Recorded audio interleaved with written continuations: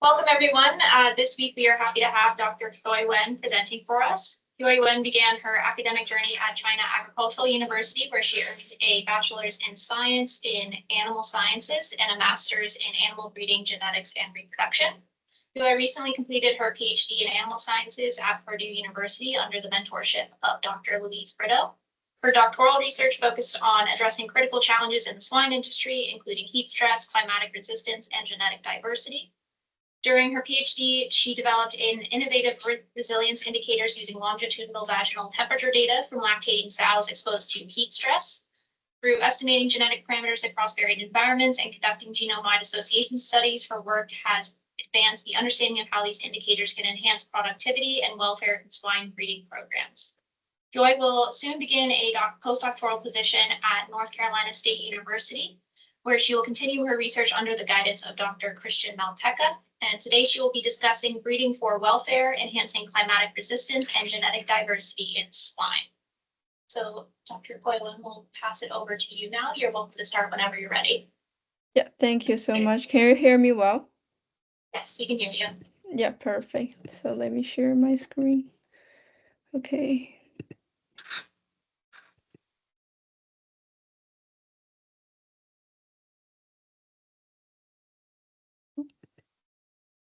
I'm gonna minimize this. Just give me a second.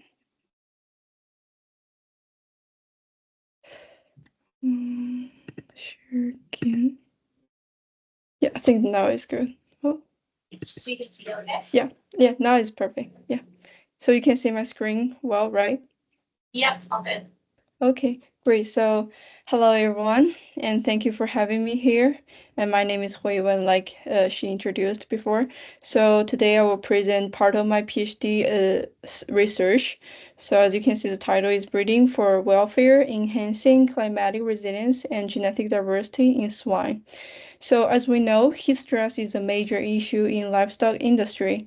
Heat stress refers to animals cannot dissipate body heat adequately to maintain thermal equilibrium under hot conditions.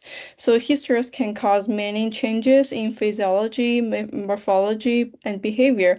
Like pigs or animals, they're gonna lie more on the ground and also drink more water, eat less, and also their respiration rate and body temperature will be increased a lot. So, according to a research published like 20 years ago, they said heat stress each year can cause around $2 billion economic losses. I mean, if you consider about the inflation, the money should be 3.4 billion right now. And there are many ways to address the adverse effect from heat stress. Like the common way we use is like use a shade or rooftop cover, and also sprinkler, fans, or increase the ventilation, or the easy way put a cooling pads there. But genetics is a better way or more efficient way help us to select those heat resilient pigs, right? Or investigate more about the genetic background of the heat stress in the pigs. So vaginal temperature actually is a promising heat stress indicator, and those indicators can help us can show us how animal change in response to heat stress. And the core body temperature, like I mentioned before, like vaginal temperature or rectal temperature, is a promising indicator right now for heat stress. However, if we measure the core body temperature one by one manually, it's gonna be really time consuming and labor intensive.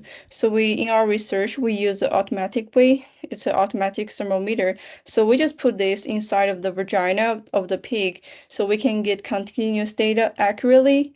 And also this automatic way can reduce its disruption from human interactions. And also it can help us capture changes in body temperature. However, the genomic background of vaginal temperature and biological mechanism of heat stress was still unknown.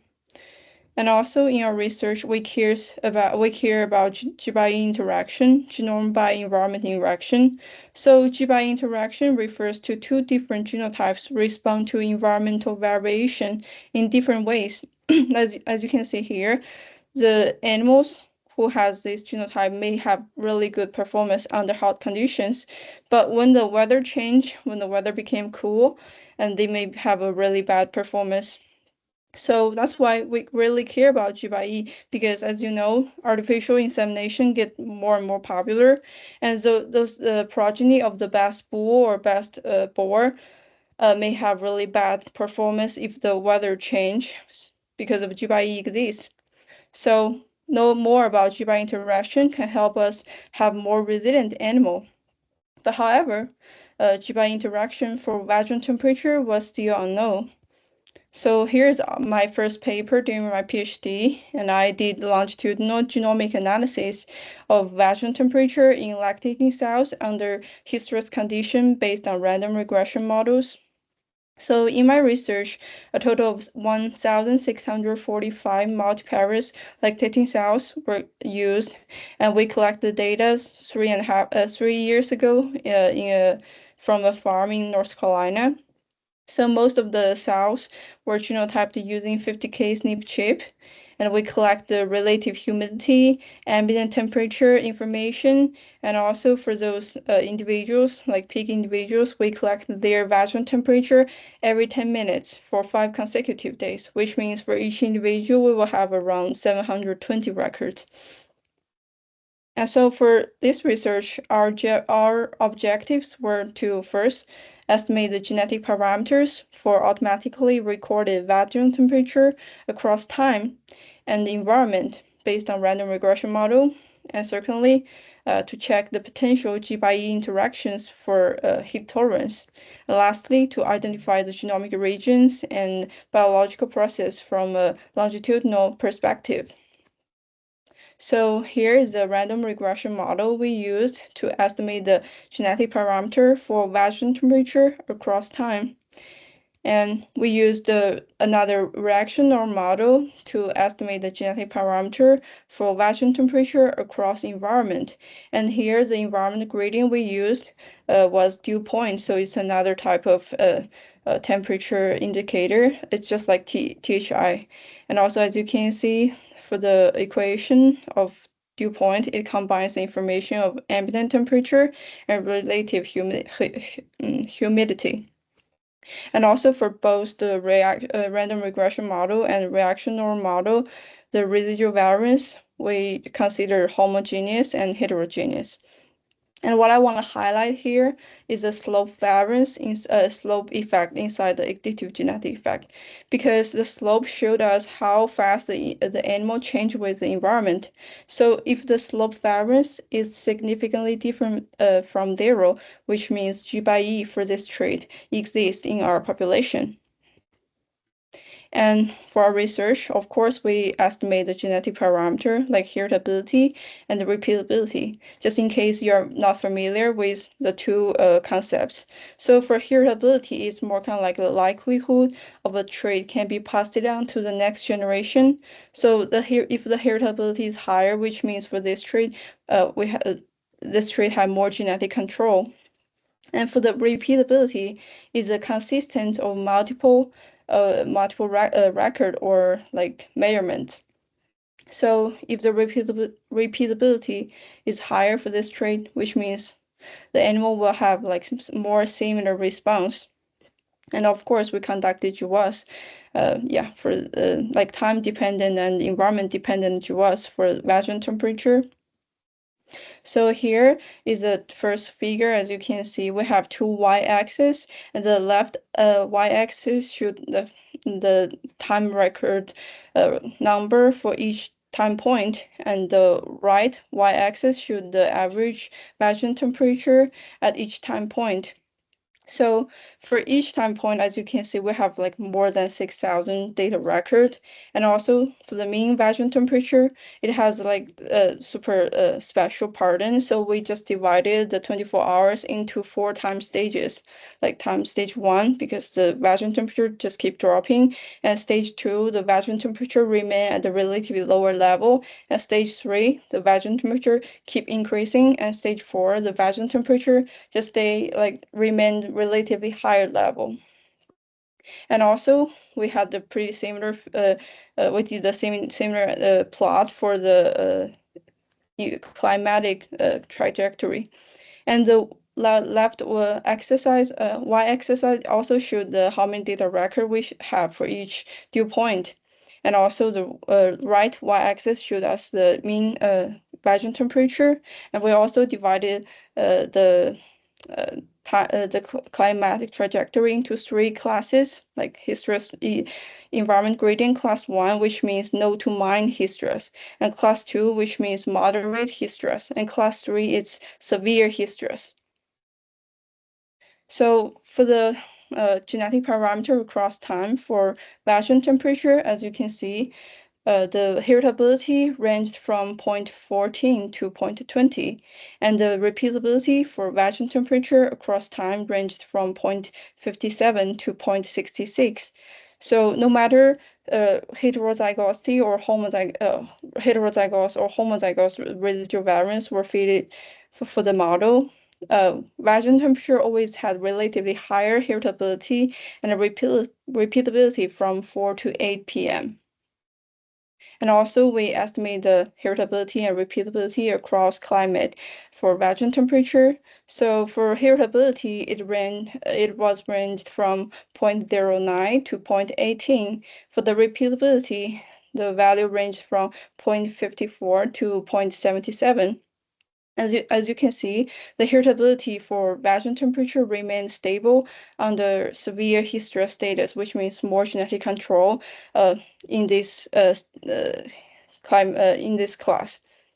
And also, we observed the slope variance for vaginal in the random reactional model was 0.017. So this value was significantly different from 0 for vaginal temperature, which means G/E interaction exists in our research.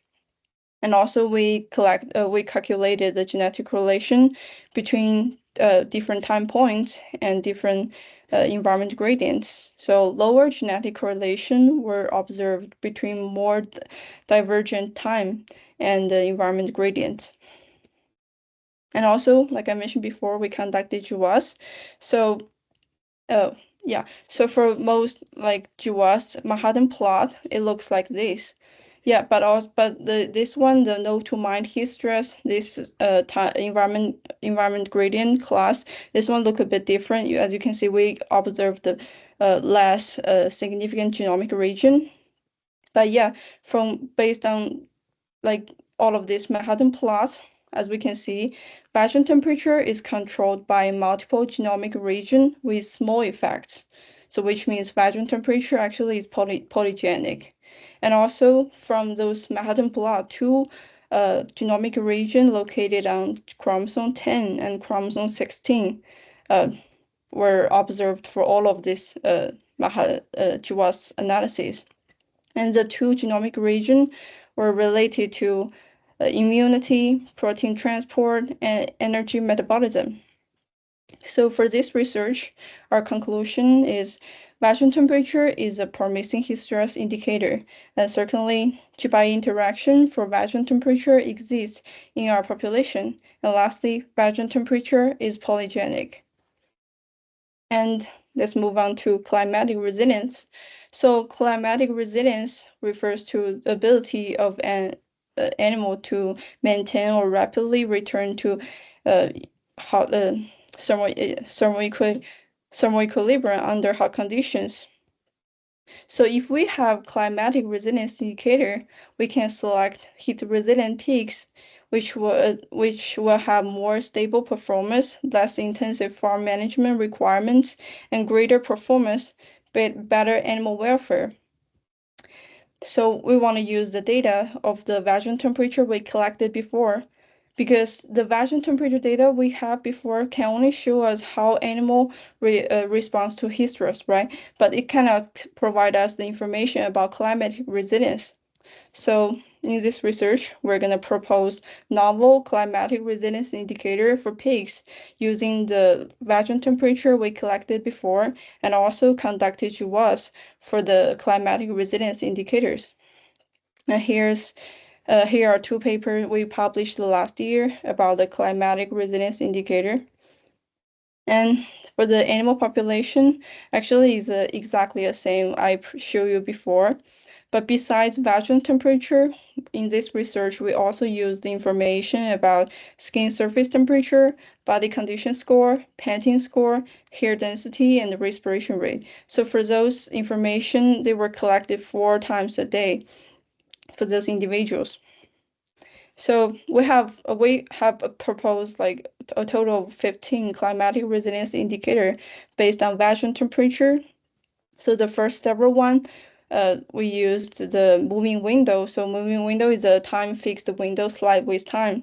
So firstly, we will get the mean or median value for each moving window and then calculate the deviation between real value and moving value.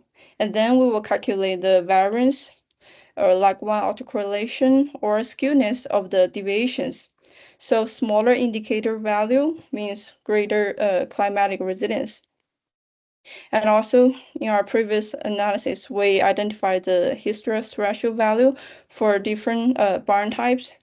So if we know the threshold value, we can know, okay, how long the animal they're under hot conditions, right? So we have this indicator, which is hysteresis duration, and also we can know the highest vaginal temperature of each collection day for each individual. So smaller hysteresis duration or maximum vaginal temperature means greater climatic resilience. And also, since we already know the hysteresis duration and the maximum vaginal temperature, we can calculate the how fast the vaginal temperature increased and how fast the vaginal temperature decreased, and also calculate the ratio between the two different slopes, like increase and decrease slopes. So the smaller slope for increased vaginal temperature and the ratio of the two slopes, or the larger slope for decreased vaginal temperature means greater climatic resilience. And also, since we already know the threshold value, we also can get the sum up of the vaginal temperature above or below the hysteresis threshold value. So smaller sum up of the vaginal temperature above or below hysteresis threshold value means greater climatic resilience. And also we proposed another two more. It's like normalized median or average value times the normalized variance. So smaller indicator value means greater climatic resilience in, yeah. And also for this research, we estimate the genetic parameters, and also we calculate the genetic correlation among different climatic resilience indicator. Also, we estimate the GBV accuracy and conducted JAWS as well.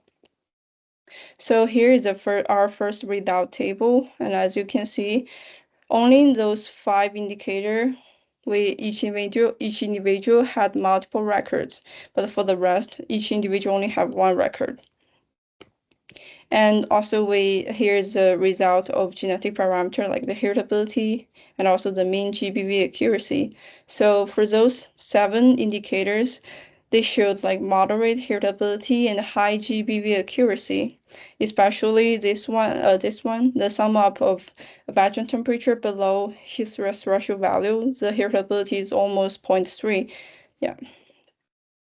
So, and also we calculated the genetic correlation among all the climatic resilience indicator. However, as you can see, only 5 indicator, they showed like pretty high genetic correlations. I mean, they still have those indicators showed high genetic correlation. They have pretty like moderate heritability, as I showed you before. So which means for those indicators, they might share similar genetic background or respond similarly to climate changes.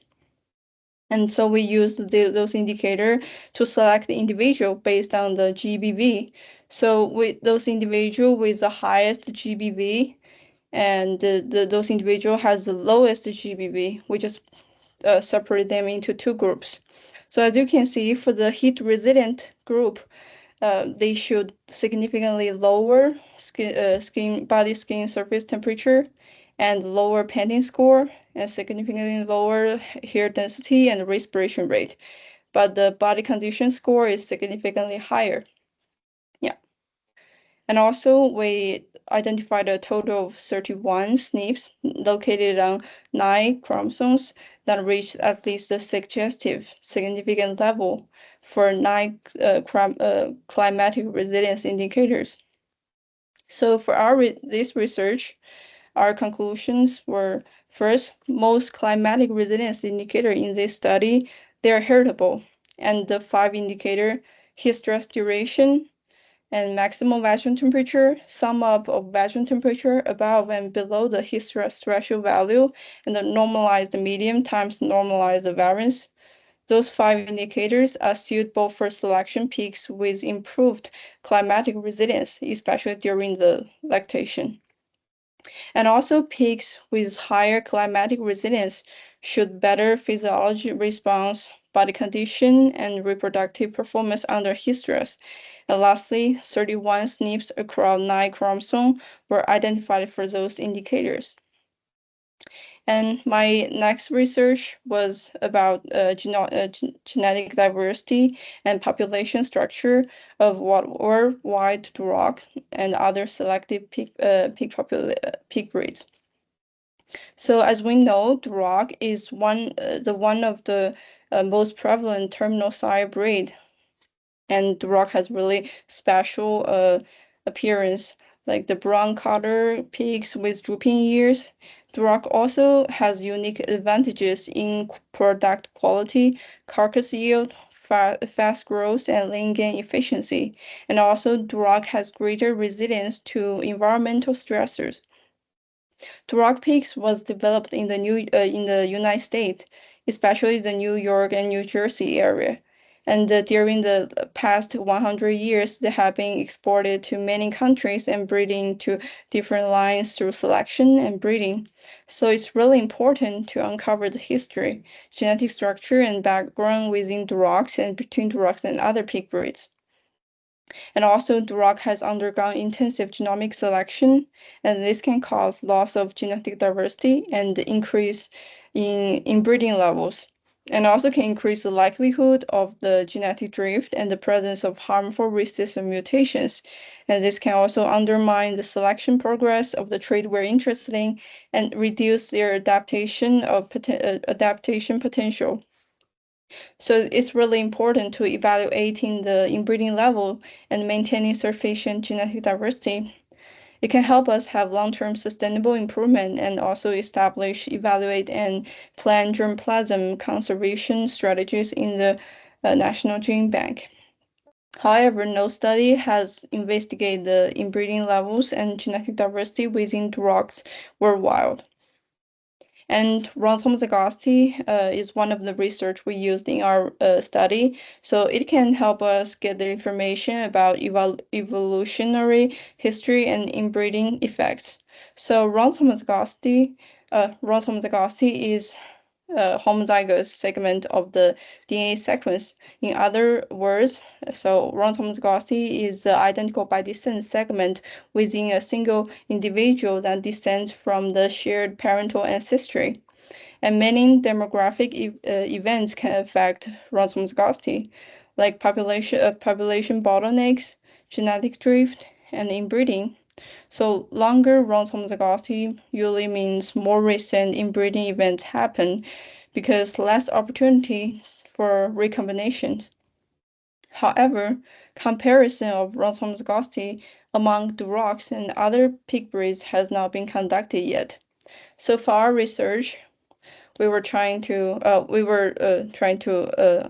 first uncover the genetic relationship, population substructure within and between genetic diversity of the durocs from a different area like Europe, North America, Australia, and also compare those results from other pig breeds population.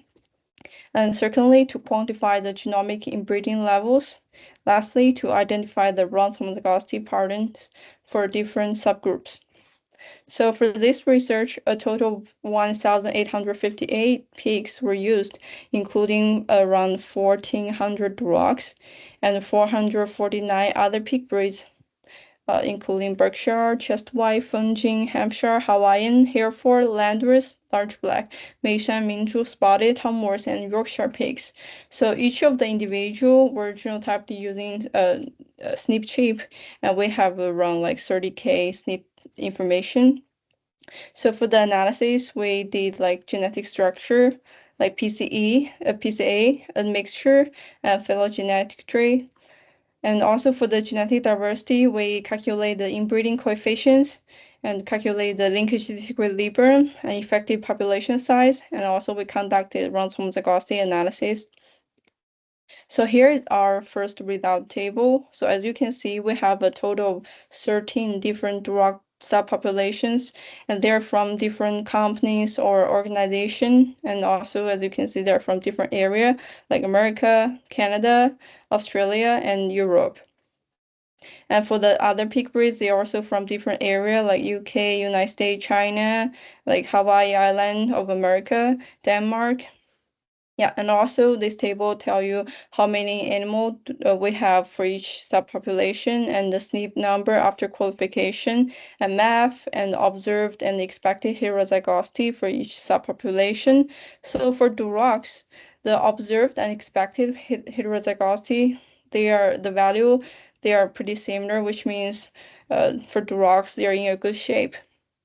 But for other pig breeds, as you can see, like for Fengjing, the observed heterozygosity is significantly higher than the expected value, which means the genetic diversity in Fengjing population was significantly higher than what we expected.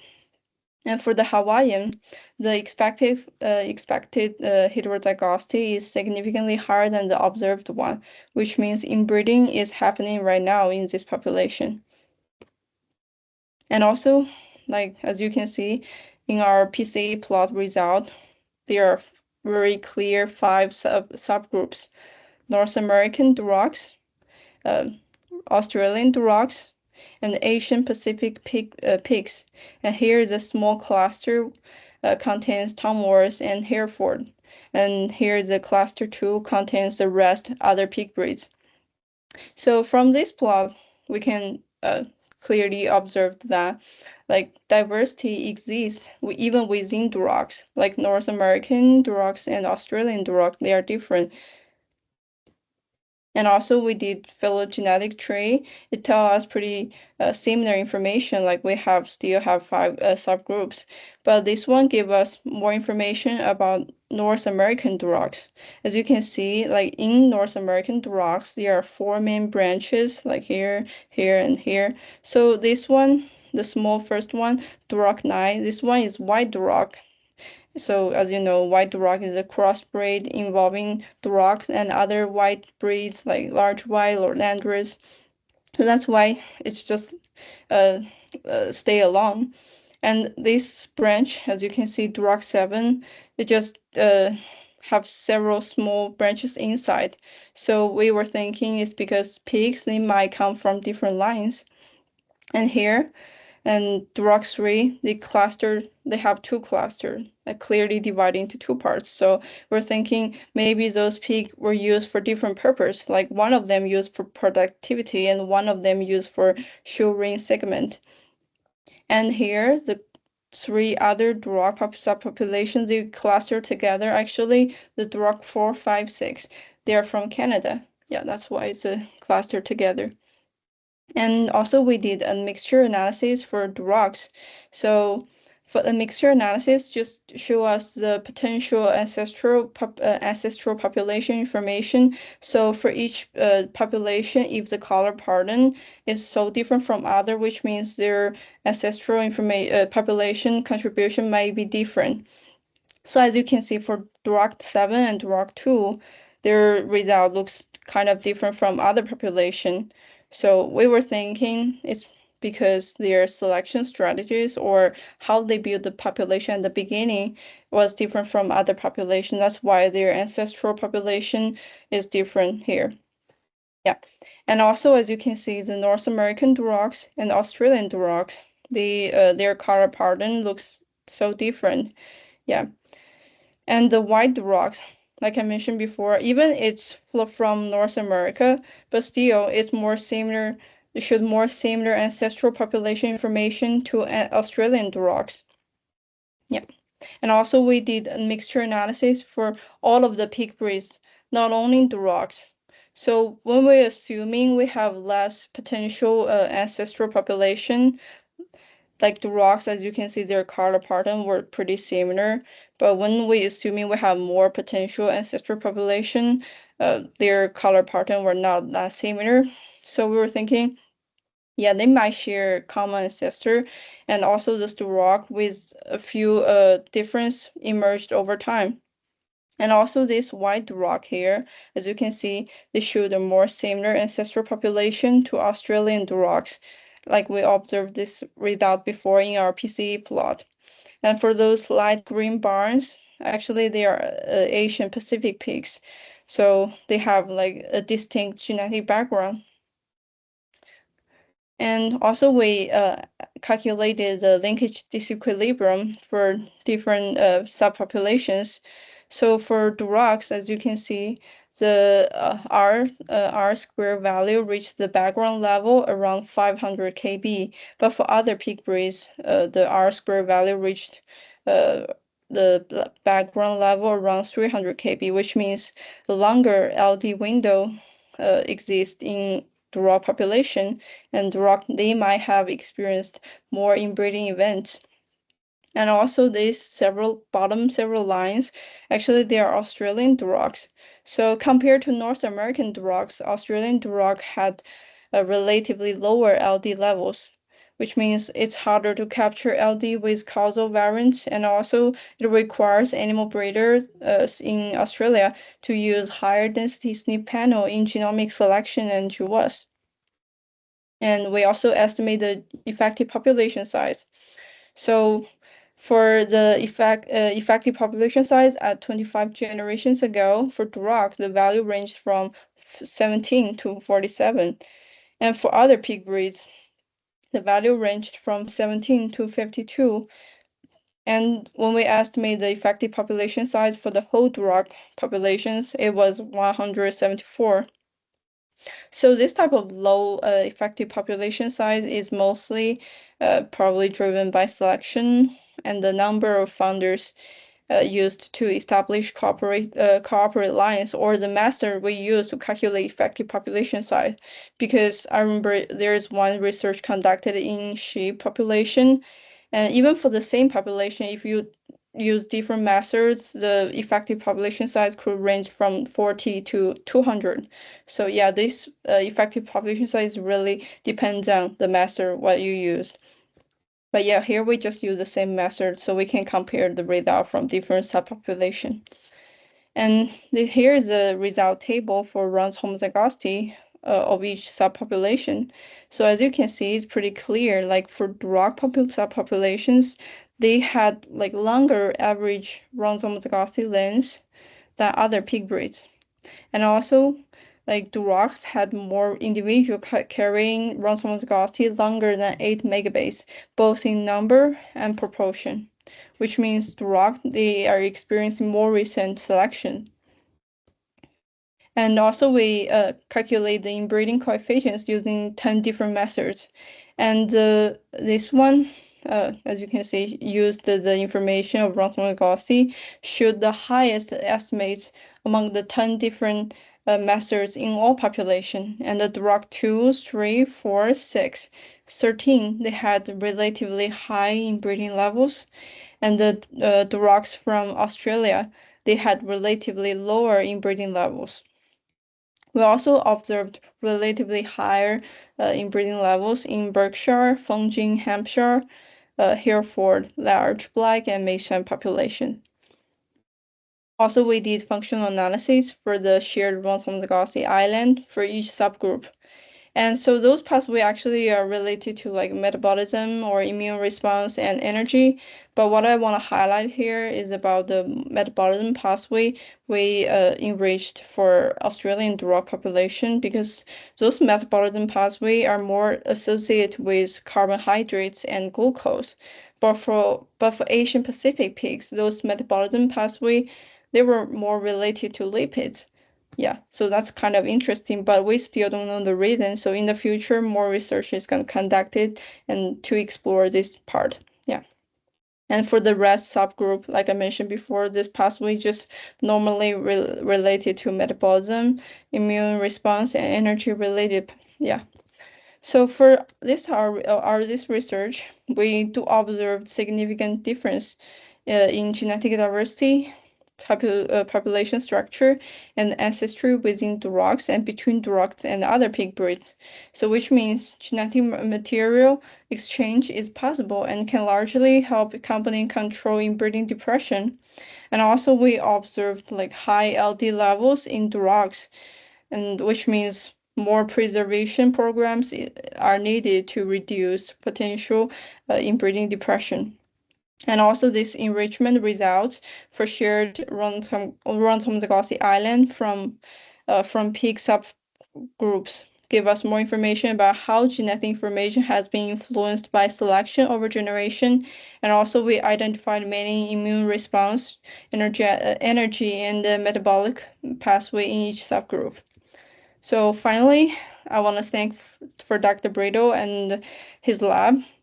And also, I would like to thank my committee professors and the pig breeding companies and USDA, and also like other my friends like Dr. Harvey, Dr. Christian, Dr. Francesco, Dr. Andele, and Victor, and Dr. Leo and Dr. Andele. Yeah, thank them for helping me during my PhD journey. Yeah, thank you all. Please feel free to ask me if you have any question. Thank you very much, Dr. Wen. That was a very interesting presentation. We'll now open for the rest of the time questions either online or in the room here. If you're online, feel free to raise your hand. And then also in the room, if anyone has any questions that they would like to ask. Mhm.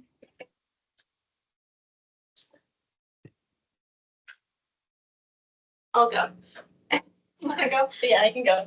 I was just wondering, in your third study, what method or software did you use to identify the rhombozygosis? And actually, okay, and then I have a follow-up question. Okay, so for rhombozygosis, yes, so we used the P-Link. Yeah. Okay, and then I was wondering if you considered using sequence data to analyze them. Yes, that would be nice. Yeah, we always want to have the sequencing data to do the analysis, but it's kind of really expensive. And also because we collect the data from the each breeding company, and what they offer us is like usually like 50K SNP chip data. So yeah, I mean sequencing data is definitely better to do the analysis. Mm-hmm. And would you expect the results to change much, or would the 30K be enough, you think? Yeah, I don't think the result gonna be like largely changed, but definitely we'll have some change if we use sequencing data. Yeah. Flavia, do you want to ask your question? Yes, can you hear me? Yes. Hello, Dr. Freewill. Yeah, hi, Hui. Thank you very much for your presentation, and congratulations for the amount of work that you did for your PhD. Thank you. Great work. But I have two questions for Mm-hmm. you. The first one is I kind of was puzzled by your strong statement that you regarding to the reaction norm model, Right. that you Yeah. said that the regression coefficient was significant, right? Different from zero, the slope. Oh yeah. Yeah, slope variance. And then you said then there is G by E interaction. Yes, correct. Yeah, but I'm going to challenge in that. Mm-hmm. That's not enough to say that there is G by E. Because Okay. if all individuals in the population have the same slope, Mm-hmm. there is no G by E. Yes, so Because right? that's why we calculate the slope variance, right? Yeah, no, but your statement, what you said during the Uh-huh. presentation, because there was a slope that was different from zero, and I Mm-hmm. bet the average slope, then there is G by E. That's not sufficient, Okay. you know, because if all animals, they have the same slope, there is no G by E. Mm-hmm. Okay, so you have to have more evidence. You have to look at the variance or to look at the re-ranking of the animals due to the different slopes. Yes. Thank you, Dr. Flower. I think what I probably when I do the presentation, I said something wrong, but yeah, what I mean is like when we check the slope variance for our population, if the slope variance is significantly different from zero, which means GBI exists. And yeah, for our research, yes, the slope variance is significantly different. So, and also we did the GBI re-ranking, and yeah, we checked. So that's why we say like GBI interaction exists. But yeah, thank you for Okay. your clarification. Okay, so my next question is, when you refer to the runs of homozygosity, you refer to them as inbreeding, right? And you said the runs of homozygosity are homozygous identical by descent. But in fact, when you calculate the runs of homozygosity, you just look at homozygosity. Yes.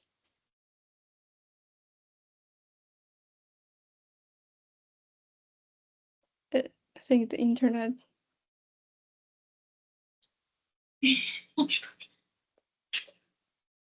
it another second and then wait for his internet to connect back.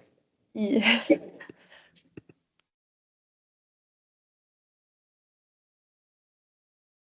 I'll ask a question while we're waiting, and then once he gets back. Yeah, sure. Sure. I was wondering, when you're looking at the climatic resilience indicators, would you expect those indicators to change depending on what trait you're looking at the impact on, or are you looking for an indicator that would be consistent across all traits? Yeah, I mean, that's a nice question. So that's probably curious as well, because right now we only use, as you know, the longitudinal vaginal data, right, to propose those climatic resilience indicator. And also we only like checked this indicator, how it works for lactating cells. So maybe for other population, if they're not lactating, right, if they're in other stage, and also maybe this indicator doesn't work anymore. So that's our next, how to say, like program. Like we're gonna try this indicator for other population and maybe see how it works. Yeah. But I mean, those research provide us like how to propose climatic resilience indicator, right? So maybe people, if they have more like longitudinal data, even it's not vaginal temperature, they may still can propose their own like climatic resilience indicator. Yeah.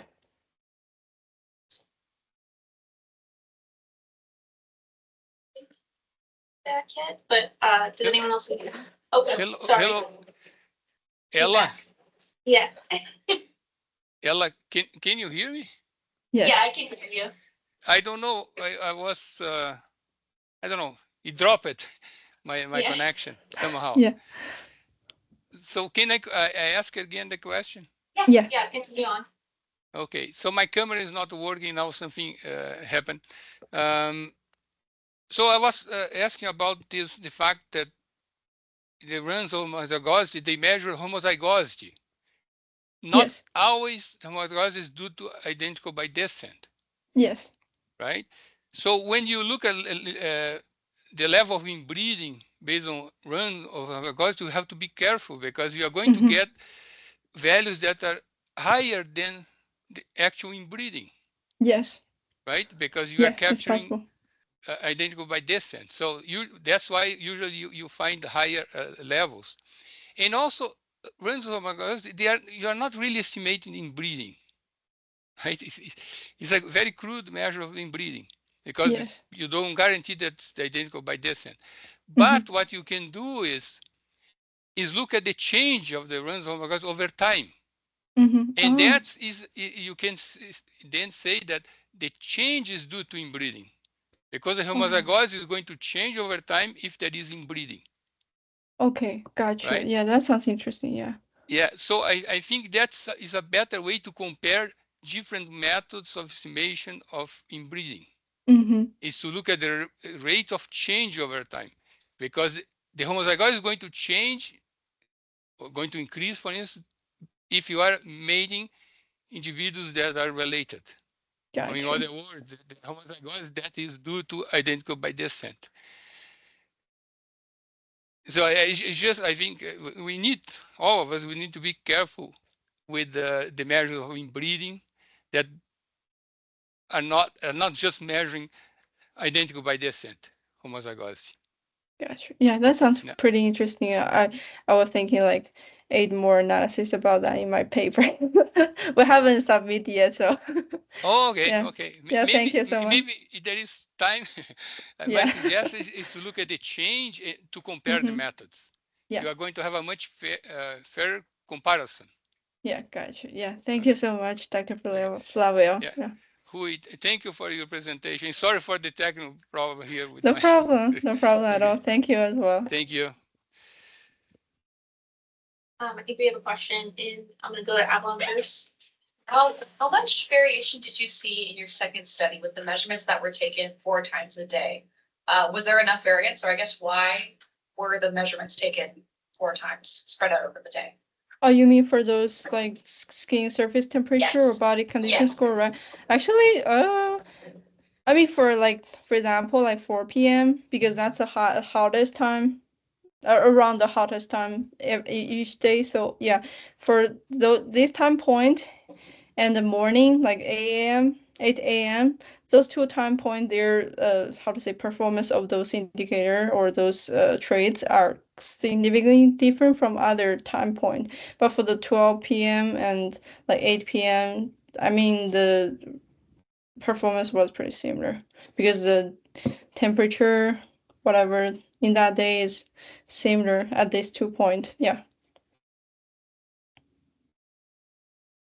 Sarah, do you have a Yeah, maybe I've missed it, but did you also, so here you just listed the measurements you did with the animals, but Mhm. what kind of data did you have on like the temperature and humidity for like defining also heat stress conditions?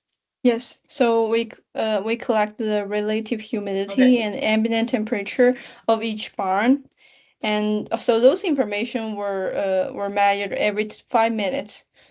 Every Yeah, 5 minutes. for yeah, so it's like we have more like data for those two, like for the relative humidity and ambient temperature. That's why we know okay those peaks they're under heat stress condition, right? Mhm. So which level did you choose then for heat stress? Like when did you say that's the Yes, level? so let me check. I think I put it here. Oh, here. Yeah, so we published the paper, I think in Journal of Animal Science. Yeah, so we just use the data, the same data set. We just calculate the heat stress ratio value for different like barn type, like mechanical or natural ventilation barn. And yeah, we get the heat stress ratio value. So I think you can check the paper. And we used, I remember, it's breakpoint analysis. That's how we find the heat stress ratio value. Yeah. But the value is around like 39.7 degrees Celsius. Yeah. Thank you very much. Thank you. Do we have Yeah, any no other problem. questions? Celia? You mentioned something about in your data summary about different countries where you had Duroc information from. Did you also see differences between European countries? You mean, did I notice any difference from the same country, if the drug from the same country, right? Or So you mentioned Europe as the country. I was wondering if there was between European countries, if there were also like different types of information that you gathered, or maybe different breeds that they different lines that they use. I mean, it's possible though, yeah, like this drug 7, right? It's even from United States, but we noticed that like they use different lines and yeah, for our analysis.